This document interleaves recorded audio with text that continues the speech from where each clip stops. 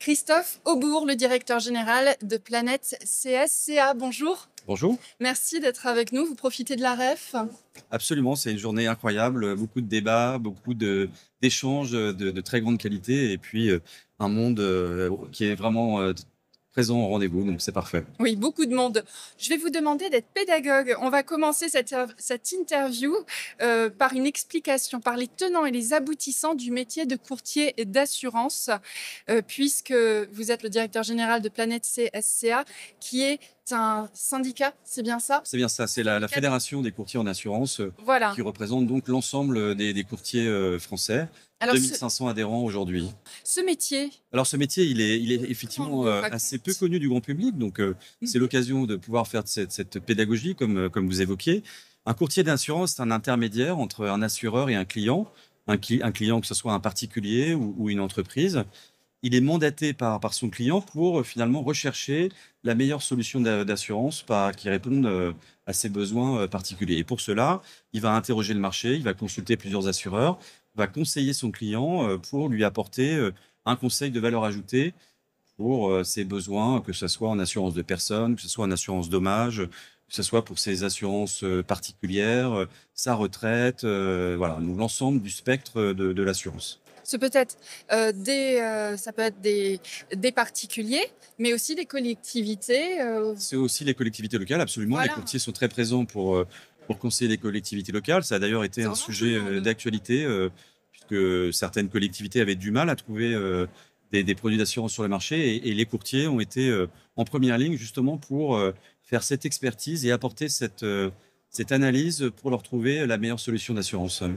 Alors, le secteur du courtage d'assurance est confronté à une réglementation qui est jugée trop complexe. Vous confirmez?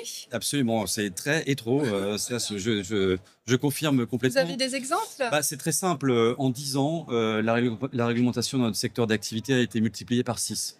On a une profession réglementée, donc de base, évidemment, la réglementation fait partie de notre ADN et on y est confronté au quotidien, mais multipliée par 6 en 10 ans, avec souvent des réglementations un peu hors sol, qui sont déconnectées à la fois du besoin du client et du besoin du professionnel, qui alourdissent finalement le parcours client et qui finalement aboutissent non pas à simplifier et à sécuriser le client, mais au contraire à le rendre davantage anxiogène parce qu'il a du mal à comprendre les papiers qu'on lui fait lire et toute la réglementation qui doit s'ingurgiter. Ouais. Je vais me faire l'avocate du diable. Si cette réglementation a été multipliée par 6 en 10 ans, comme vous le dites, peut-être qu'il y a une raison à cela.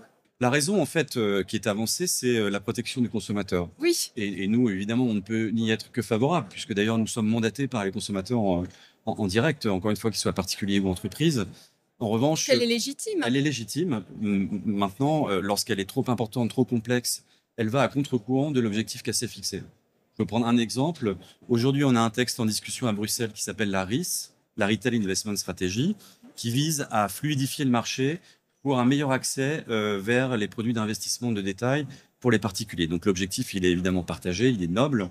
Simplement, cette réglementation, si elle devait s'appliquer en l'état, elle multiplierait par deux à la fois le nombre de documents à lire afin d'être conseillé et par deux le nombre d'heures passées avec votre courtier avant de finaliser un placement. Donc ça a un coût Donc, aussi, ce temps-là, voilà, un coût pour le consommateur. et le consommateur, il demande pas ça. Lui, il veut aller plus vite, il veut comprendre plus facilement. C'est pour ça que je dis que souvent, ces réglementations vont à contre-courant et finalement ne remplissent pas du tout l'objectif qu'elles s'étaient assignées. Alors c'est quoi la solution? Bah, la solution, de notre point de vue, de faire une pause réglementaire. Oui. Encore une fois, on a un arsenal aujourd'hui réglementaire et législatif Mhm. au niveau européen, au niveau français, qui est extrêmement complet. Donc, faire une pause réglementaire. Mhm. Et puis, au-delà de cette pause réglementaire, simplifier la réglementation. Simplifier, c'est pas perdre cette sécurité qu'offre la réglementation au consommateur? Non, parce que nous, notre démarche, c'est de ne pas simplifier pour simplifier, Mhm. supprimer pour supprimer. C'est d'abord évaluer. Évaluer ce qui a été fait, ce qui est en place. L'évaluation des politiques publiques, c'est vraiment quelque chose de central qui permet justement d'objectiver en fait le sujet. Aujourd'hui, c'est assez peu fait, assez rarement fait ou mal fait. Donc, on pense que ça c'est la première étape, l'évaluation. Et Oui. ensuite, traiter ce qui peut être allégé, supprimé éventuellement. mais ne pas s'intéresser uniquement au stock, on va supprimer ou on va alléger telle ou telle mesure, mais s'intéresser aussi au flux, c'est-à-dire comment mieux légiférer. Parce que moi, j'ai la conviction que simplifier, c'est avant tout mieux légiférer. Et aujourd'hui, on constate quand même beaucoup de réglementations qui sont déconnectées de la réalité, qui sont prises sans concertation avec les professionnels, qui sont prises sans concertation avec les professionnels via les fédérations dont prend-on ou les entreprises en direct. Et d'ailleurs, Patrick Martin l'a souligné tout à l'heure dans son discours introductif. Il faut absolument replacer les entreprises et les fédérations professionnelles au cœur du débat public. Donc d'un dialogue. Un dialogue permanent, un dialogue en amont sur la préparation des textes, sur l'évaluation des textes, un dialogue pendant les discussions parlementaires, non pas avec simplement des auditions un peu formelles, mais une vraie co-construction finalement de la norme. C'est ça que nous souhaitons, que nous demandons. Et c'est pas une posture protectionniste ou j'ai envie de dire, voilà, qui met une protection de nos intérêts. C'est au contraire une volonté de participer au débat public et de co-construire avec les pouvoirs publics cette norme qui est souvent, encore une fois, trop complexe. Qui veut dire aussi donc, que cette simplification ne s'applique pas uniquement à votre domaine, à votre secteur.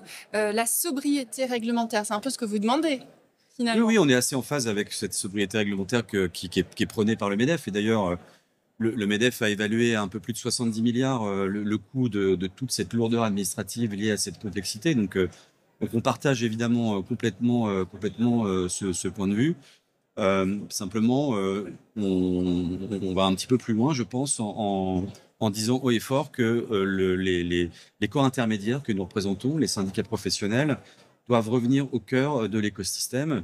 Pierre Rosanvallon disait que les corps intermédiaires sont les institutions de l'interaction. Et ben, cette interaction aujourd'hui avec les pouvoirs publics, on l'a beaucoup trop peu de notre point de vue.